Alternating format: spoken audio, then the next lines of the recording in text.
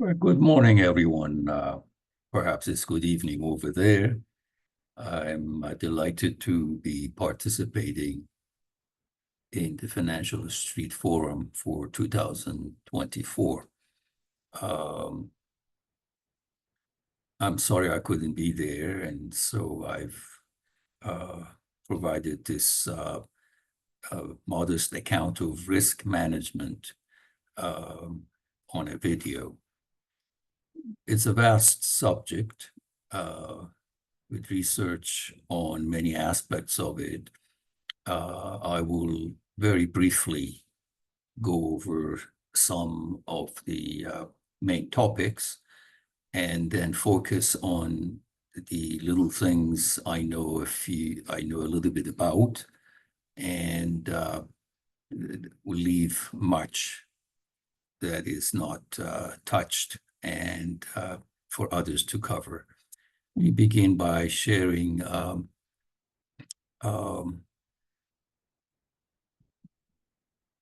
my slides to give me some discipline with what I will discuss for you. Risk management, of course, is interesting to companies, individuals, insurance companies, banks, financial firms, and sovereign entities, governments, central banks, and others. Broadly speaking, there are two steps to this. One is the estimation and assessment of the risks, finding statistical evidence and developing statistical tools that would allow us to have a good handle on what the probabilities of outcomes are, especially low probability outcomes with possibly catastrophic consequences, whether financial events, economic events, insurance events, and others. The second item B is actions to follow those assessments. What does one do? Insurance companies assess premiums, hedging actors hedge, whether it's currencies or set aside by banks, for instance, or financial firms in case of poor outcomes.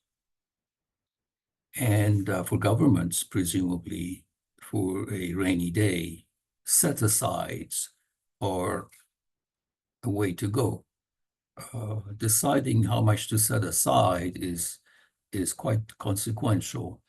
It needs to be accurate, meaning accurate estimation of the likelihood of unusual events and what kind of losses may ensue, and therefore how much to set aside to cover those losses, to stop crashes and more catastrophic events. Set-asides are expensive. Funds that could be used for investment and other purposes, monies that could be used for consumption and other purposes are paid into insurance or not used, set aside. So banks and other companies resist rules by Fed authorities, for instance, government authorities that try to force them to set aside reserves for a rainy day. So we need to be able to estimate the probabilities of bad events and the size of the losses that will ensue from these. It is a central topic in finance, of course. In my own work, most of the focus has been on item A. How do you estimate and assess tail events? But I think of item B, what to do, actions, all the time. And I'll very briefly at the end refer to this. Understanding tail behavior, both for a single asset or portfolio of assets, joint outcomes and risks, is crucial. This is a matter of concordance, things that can happen together and reinforce.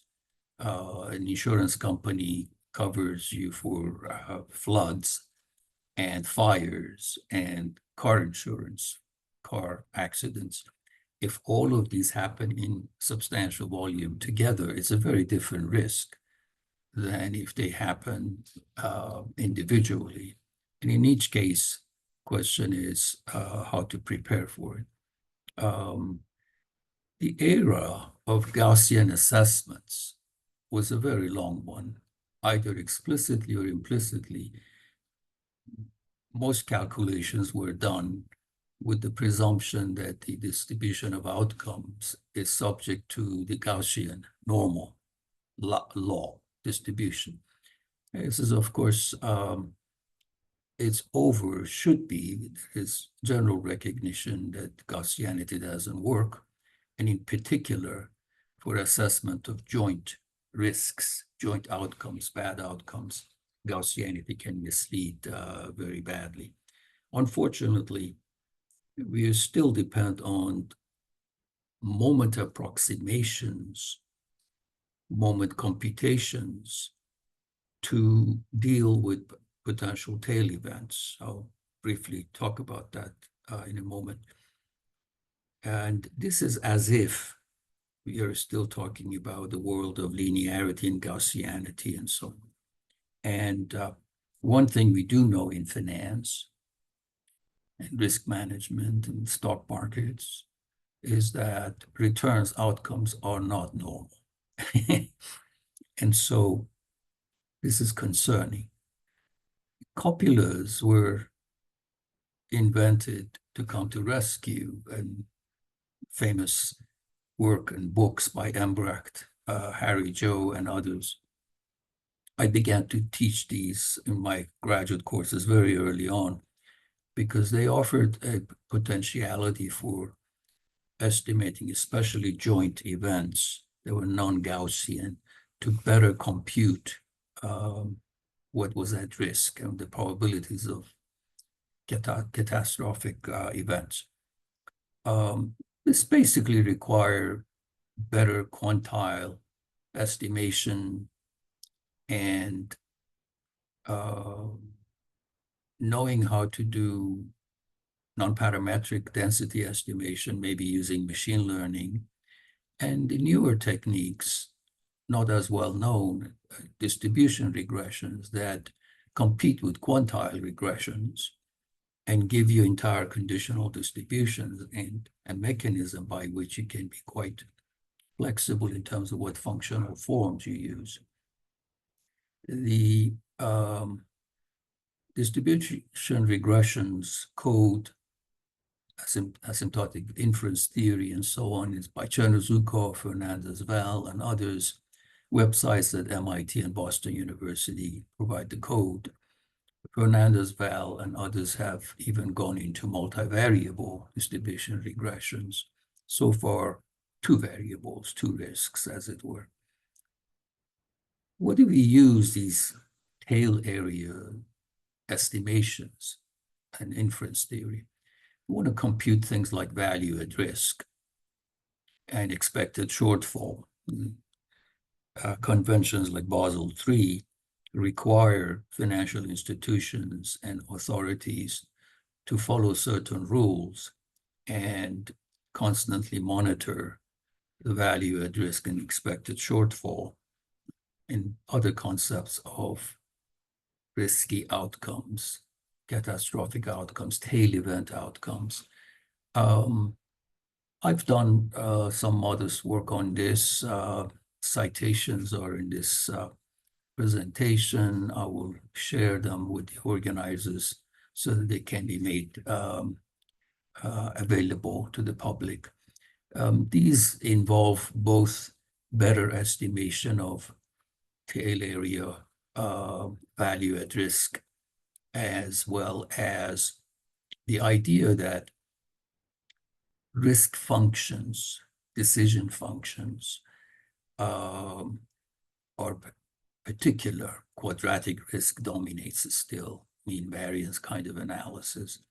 But the idea is that not all risk managers agree or should agree on the same way of assessing the consequences of risky outcomes.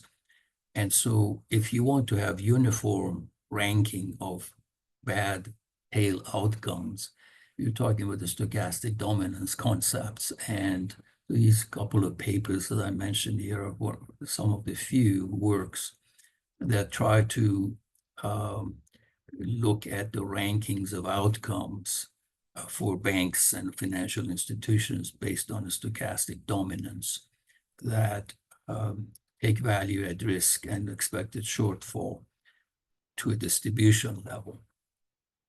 I don't have time, unfortunately, to talk about these methods and approaches. Better quantile estimation, of course, now subject to all the potentialities of machine learning. And I have some works with Yifeng Zhou and Kei Wu and Wang and others in China, where we try to have a better handle on tail outcomes and tail distributions, tail of the distributions of outcomes and returns to portfolios. And this work with Yizhi Xiao and Young on quantile aggregation is about model averaging and quantile averaging, a concept I'll refer to in a little while. Model averaging, accounting for model uncertainty as a way of being risk averse about how we estimate and how we report probabilities of outcomes for better reaction functions.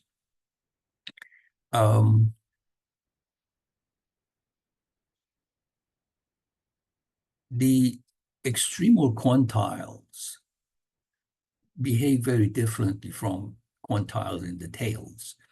The asymptotic theory that is available doesn't quite apply. So those of you who are interested in technicalities, Chernozhukov again has some work on this, and this paper with Andreu, Anifantaki, and Sala, Econometric Reviews, visits that literature and shows how the counting of crashes, analysis of crashes for risk management can become very different if we do them right and don't use the usual moment-based approximations. And the other paper suggests that there is efficiencies in correct strategies by a lot of active managers, no matter what your risk function, that are dominated by a portfolio of well-known funds and outcomes. So these are areas of research that pertain to what risks an economy is facing if proper inefficient decisions are made. Other machine learning methods and methods for estimation of codependence in the tails and such are referenced in this handout that I hope will be made available to you. I mentioned a little bit about model averaging and accommodation of model uncertainty. This is it's an important area. There are two types of model uncertainty that are required to be taken into account in assessing risks and estimation. One is called, there's local misspecifications, model ambiguity, mostly led by Lars Hansen and Thomas Sargent, more recently by Bonhomme, Lanzani, Vandenberg, Stephen Morris at MIT, and some of their other students. Is about the situation where you like your model and you're going to use your model of risk assessment or tail estimation. You just want to report greater awareness of model uncertainty, so greater mean squared error and that sort of thing, and how decision maker, the planner or regulator, needs to accommodate this model uncertainty in their learning about what is happening in the market. And there is another type of misspecification, which I subscribe to, more recently analyzed by Nikolai Gospodinov and myself in a generalized aggregation of globally misspecified models. These are models that are misspecified, and there are many of them, and they compete. And an example is given of the SDF, stochastic discount factor, and asset pricing, and how 17, 18 competing models can all be brought in as indicators of the truth and combined to have a more hedged view of the underlying process. So model averaging is a hedging strategy in terms of assessment of the probabilities and risks. And this paper with Yifeng and Yang are similar. This is sort of a machine learning ridge type method of developing stochastic discount factors that accommodates that kind of uncertainty when you have zoo of factors. And again, there are techniques that could be used to manage the risk of model failure on the model specification, which is huge. I have just referred to a very selective and self-serving set of citations, papers. There is a drop in the bucket compared to the massive, vast literature in these areas. But quite a few of the references, citations appear in these papers. So I hope that in that regard, these citations help. My last point is about, in a way, what to do. What is the size of risks, generally speaking, and some estimate of potential for action. In this, I have a pretty pessimistic view. Think of sovereign debt currently in the world. The debt that is carried by many nations and the uncertainties that provides for currencies and exchange rates, particularly dollar. The US owes $35 trillion in debt, and the service of it, the growth in it, is about 1 trillion every 200 days, and it's going to take off much more. This is similar in terms of rate, burden of it on the national economy, as many other places where speculation in real estate prices and other asset prices has become endemic. This has occurred together with a massive concentration of income and returns, especially to capital. Piketty's book some years ago indicated the return to capital as compared to labor is at historic levels. These levels have almost always, as far as we know, coincided with fractures, societal, political, and have led to wars and chaos, which is the ultimate risk, not just financially, but in every respect. The reason I'm not very optimistic is that debts and exploding debts, quantitative easing of all kinds, typically are like when you take a loan from a bank to buy a house or invest, because you expect a return that will pay off your debt. You're promising a productive activity that will cover that debt and make you some money and make society more income and returns. If that's not very likely due to population growth being slowed, maybe a good thing, and levels of consumption that are financed becoming unsustainable, levels of productivity in the traditionally strong economies of the West and the US becoming dangerously inadequate to support the consumption levels that sustain growth in other parts of the world, like China, in terms of imports and exports, trade, are quite concerning. I'm not sure at all what the plan is, for instance, in the US, that will retire this debt in any meaningful way. And the implications of that for the dollar are quite potentially massive. And this shifts in productivity and concentration of incomes, both to productive areas and not so productive speculative areas, to me does not bode well for our ability to manage this sovereign risk that pervades all economies and financial markets.